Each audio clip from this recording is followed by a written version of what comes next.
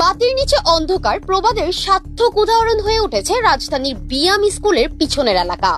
একদিকে মগবাজার, অন্যদিকে বাংলা মোটর, মাঝে রেল লাইনের পাশ ঘেঁষে একটি সংযোগ সড়ক। হাতিরঝিল প্রকল্পের পশ্চিম অংশের এই জায়গাটি এখন চুরি, ছিনতাই, মাদক ও জুয়ার আখড়া।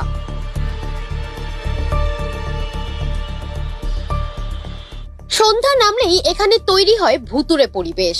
ল্যাম্পপোস্ট না থাকায় অন্ধকারে ছেয়ে থাকে জায়গাটি, নেই কোনো সিসি ক্যামেরাও। চুরি ছিনতাইয়ের জন্য এ যেন একদম উপযুক্ত পরিবেশ।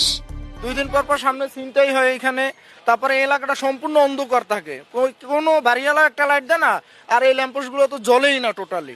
এখানে তো মাদক হয়, মাদক তো এখানে অনেকে বেচতে আছে, মাদক বেচে তাদের মনে করেন অনেক জোর, অনেক ক্ষমতা, আমরা তো আর দেখাইতে পারি না।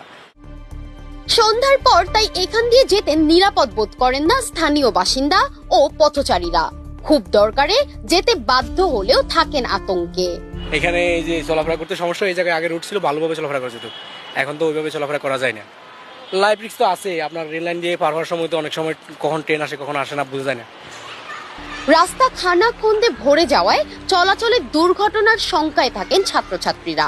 ধুলা ও ময়লার স্তূপ যোগ করেছে বাড়তি ভোগান্তি, অথচ কোনো নজর নেই জনপ্রতিনিধিদের। নিরাপত্তাহীনতা ও অস্বাস্থ্যকর পরিবেশে গরমে একটু হাওয়াও খেতে পারছেন না স্থানীয়রা। বিজিএম এর পিছনে আমরা মশার উৎপত্তির জেলায় থাকতে পারতেছি না।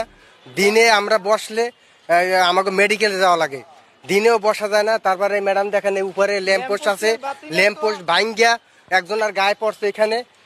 এখানে রাত্রেও আড়া যায় না, আর ধুলা বালি রাস্তায় আমরা হাঁটতে পারি না, অসুস্থ পোলাপান স্কুলে যাইতে পারতেছে না, আর রাত্রে এখানে খুব অবস্থা, ভয়াবহ অবস্থা। রাজধানীর গুরুত্বপূর্ণ এই জায়গাটি কিভাবে এত অনিরাপদ হয়, সে বিস্ময় পথচারীদের।